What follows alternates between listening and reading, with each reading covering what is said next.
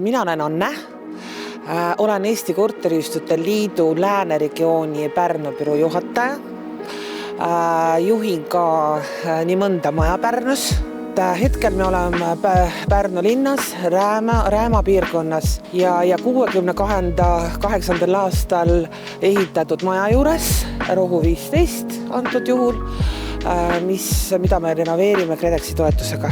Siin on majasoojustus, maja fasaadisoojustus, katusesoojustus, keldrisoojustus, päikesepaneelid tulevad, küttesüsteemi renoveerimine. Siis selles majas ei olnud sooja vett.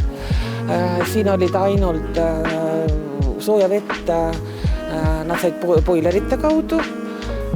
Aga nüüd rekonstrueerimisega me läksime soojale veele üle. Elanikud on tegelikult väga rahul. On rahul, seda on kuulda, nad on väga uhked. Kui me vaatame siin ümber, teisi maju siin ümber, kus on ilma KredExi toetuseda tehtud, kus on aknad vahetamata ja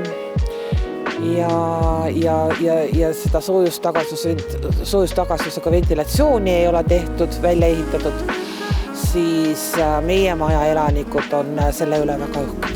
Kui juba kodumaja korda teha, siis on mõistlik seda teha ühe korra ja korralikult ehk terviklikult. Lisaks energiatõhusust tõstvatele töödele, mis alandavad küttekulusid, on mõistlik paigaldada ka sundtagastusega ventilatsioonisüsteem ja miks mitte ka päikesepaneelid. Üle Eesti on KredExi toel kodu rekonstrueerinud või rajanud rohkem kui 105 000 perekonda. Mis puudutab korterelamute rekonstrueerimist, siis meil on plaan suunata siia toetusteks täiendavalt 50–60 miljonit igal järgneval aastal. Korterelamute korrastamist ei ole mõtet edasi lükata. Parim aeg korterelamute korrastamiseks on käes.